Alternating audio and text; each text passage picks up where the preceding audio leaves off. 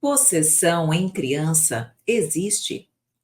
É possível um espírito infantil tomar o corpo de uma criança viva? Esse é o tema do Mitos e Verdades de hoje. Vamos trazer a história da menina Isaura, de 13 anos, que morava na zona rural de Pacaembu, São Paulo, e no ano de 1981, ela começou num belo dia a queixar-se de dores de cabeça, febres, até que num determinado momento ela acordou. Ela escreveu num papel, num bilhete, para a sua família, dizendo que ela não era mais Isaura, mas que ela era Ailton, seu primo, que falecera há 3 anos. Primo esse que ela não conhecia. E também era uma criança que falecera afogada. A partir de então, nós vamos ver no vídeo, ela passou a agir como seu primo, passou a vestir-se como seu primo, pediu para morar com os pais de Ailton. Lá chegando, reconheceu as pessoas, começou a fazer ações que Ailton fazia e que ela mesma não sabia, como nadar, andar de bicicleta, reconhecer o túmulo dele. Ela nunca tinha estado lá, a Isaura. Não conhecia aquelas pessoas e nem mesmo conhecia o primo falecido há 3 anos. Inclusive, o Fantástico fez reportagem, levou esse assunto, inclusive, para Chico Xavier, ele também, de alguma forma, se posiciona sobre a situação. Então, vamos ver esse caso e analisar depois o que a doutrina espírita nos explica sobre isso. Isaura, uma menina de 13 anos, morava com os pais e os 3 irmãos nesta casa, na zona rural de Pacaembu, uma pequena cidade a mais de 600 quilômetros de São Paulo. Há 2 meses, ela começou a se queixar de dores de cabeça.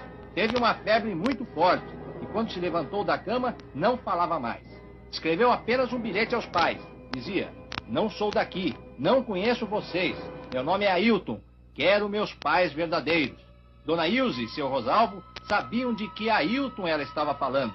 Era Ailton Machado da Silva, um primo distante que tinha morrido afogado exatamente 3 anos antes. Ele morava nesta outra casa, na cidade de São João do Paudalho, bem longe de onde Isaura vivia. Os dois jamais haviam se conhecido, mas agora Isaura dizia ser Ailton. Ela foi viver com os pais dele, passou a usar as roupas do menino, e o mais incrível, o mais difícil de entender é que Isaura reconhecia cada parente, cada amigo de Ailton. Essas são bastante incomuns no Brasil. Aqui não existe nenhum caso igual a esse, com registro oficial. Mas na Índia e no Tibete já ocorreram muitas possessões como a de Isaura. No Brasil, 2 casos célebres de possessões: Zé Arigó e Chico Xavier. E é exatamente Chico Xavier, o líder espiritual de milhares e milhares de pessoas em todo o Brasil, quem diz que fenômenos desse tipo só têm uma explicação. Para ele, o espírito de Ailton voltou porque ainda tinha alguma missão para cumprir na Terra. Alguma coisa que estava deixando o menino intranquilo numa outra vida. A pessoa que dizia ser Ailton fez apenas uma promessa: iria embora no último dia de uma novena, rezada por todo o povo da cidade. Nesse dia, Isaura voltaria a ser uma criança. Um dia de muita expectativa para os pais de Ailton e de Isaura. O menino avisa que vai embora esta noite. Pede que não avisem a mais ninguém. Quer que seja uma noite absolutamente normal. Em cima da cama, um vestido novo trazido pela mãe de Isaura. Ninguém da família consegue dormir. É uma noite de vigília na casa inteira.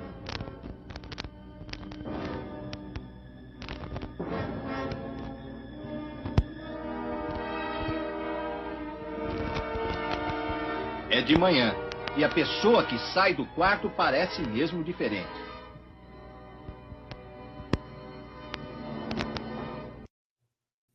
Então vamos agora, meus amigos, refletir sobre a situação.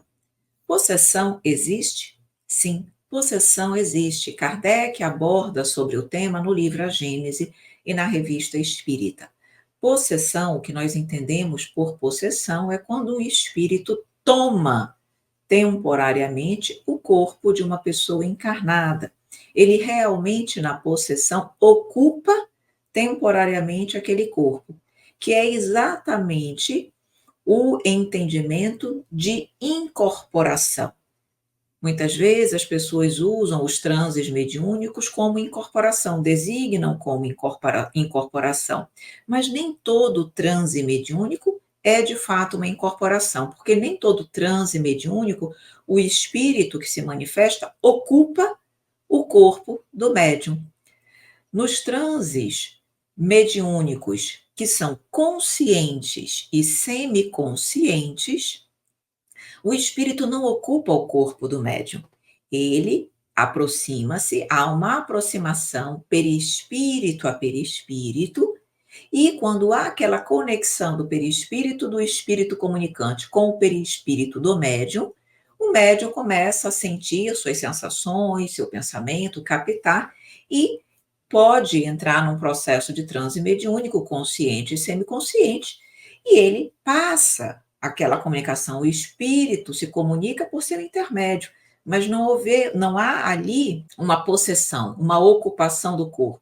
Não há o transe inconsciente, porque a possessão, ela é exatamente quando ocorre o transe inconsciente, onde o espírito ocupa de fato temporariamente aquele corpo, quando ele se desliga, que o espírito e perispírito do médium retornam ao seu corpo, ele não lembra daquilo que aconteceu com o corpo dele, porque ele estava completamente desdobrado do seu corpo.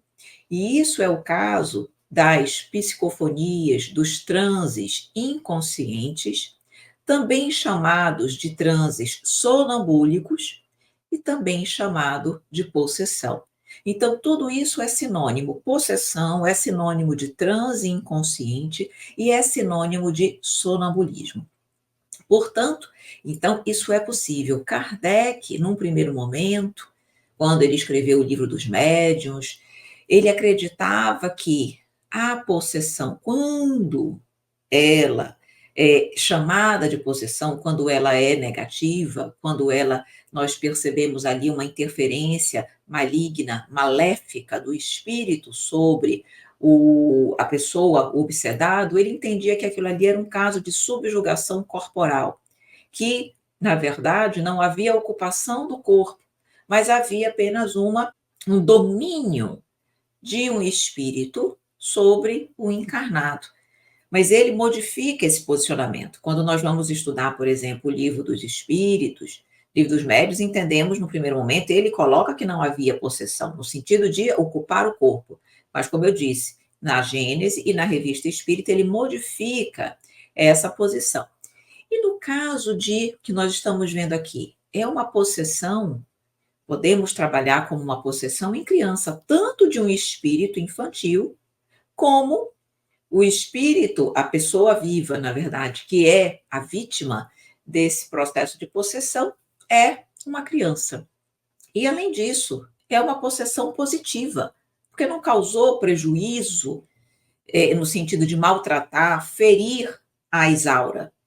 E Kardec também analisa isso. Nos diz que a possessão ela pode ser positiva ou negativa, ou seja, ela pode ser ocupada, a pessoa, o espírito, corpo encarnado, pode ser ocupado por um espírito bom ou ruim.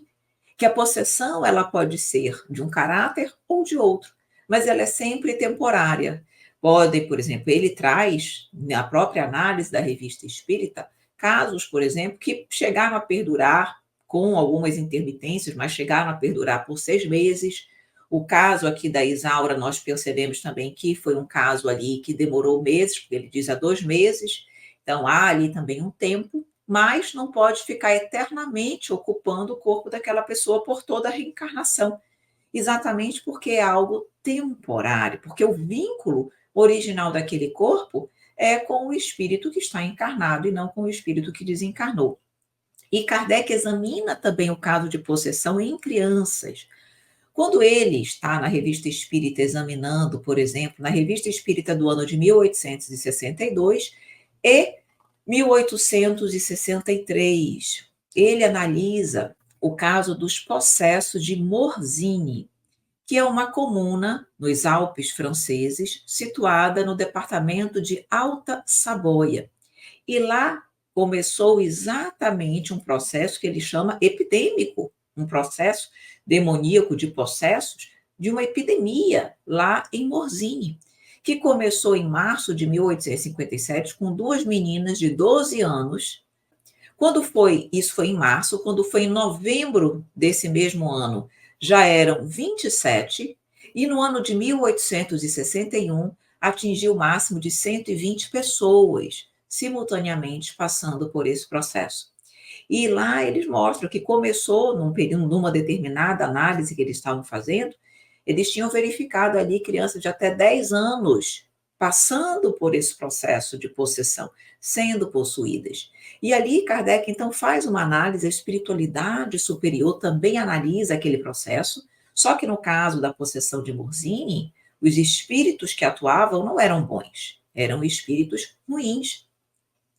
E aí, por isso, aconteceu ali um processo epidêmico e a espiritualidade, juntamente com Kardec, no sentido de nos orientar, demonstrou que isso era plenamente possível, que na época de Jesus também aconteceu epidemia nesse sentido, e que esse caso mostrava exatamente que isso é possível, não apenas uma pessoa, duas, mas isso pode acontecer até de uma forma muito maior, de forma coletiva mesmo e epidêmica.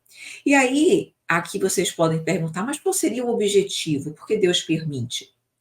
A Revista Espírita e Kardec também examina essa questão.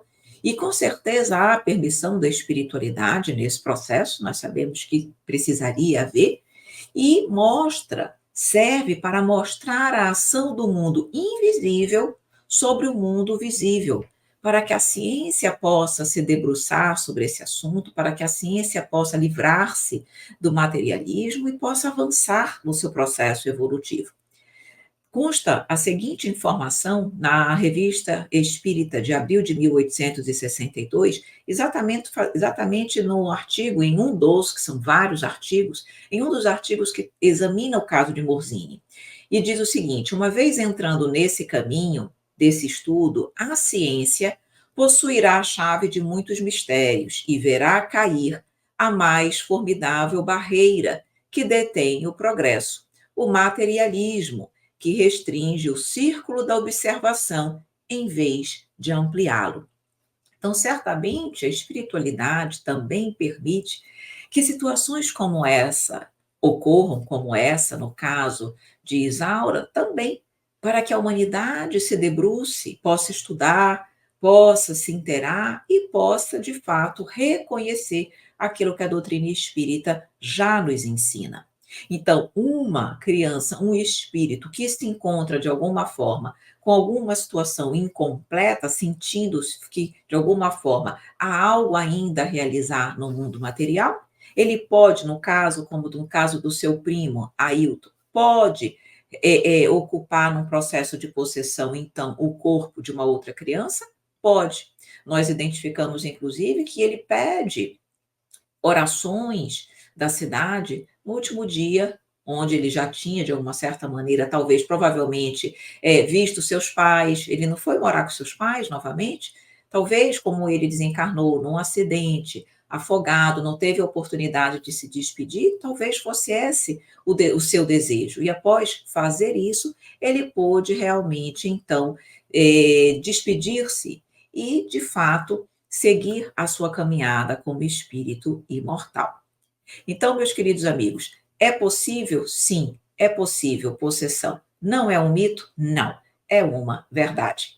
E se você gostou do nosso tema, do Mitos e Verdades de hoje, e caso tenha alguma situação, algum caso interessante, envie para o nosso e-mail evelyn@ceonline.org.br para que nós possamos examiná-lo à luz da doutrina espírita. Espero que você tenha gostado da nossa contribuição. Um grande abraço e até a próxima.